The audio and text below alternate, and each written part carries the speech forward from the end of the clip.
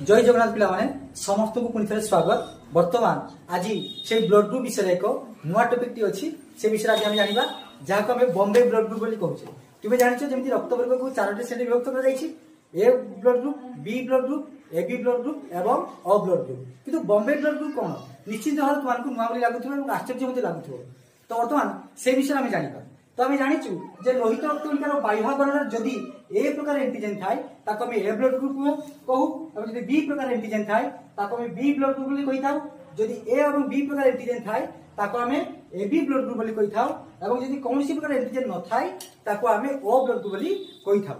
किंतु कोनोसी जेनेटिकली दृष्टिकोण माने जेनेटिकली डिसऑर्डर दृष्टिकोण जदि जो एबी रक्त वर्ग कहउछे से एबी रक्त वर्ग जदि ए और बी प्रकार जदि एंटीजन कौनसी कारण उभे जाई थाए ताले ताकू कहा जाए बॉम्बे ब्लड ग्रुप। तो एई भलिया नुआ नुआ वीडियो देखिया पाई चैनल को सब्सक्राइब करंतु। समस्त को धन्यवाद। जय श्री राम, राधे राधे।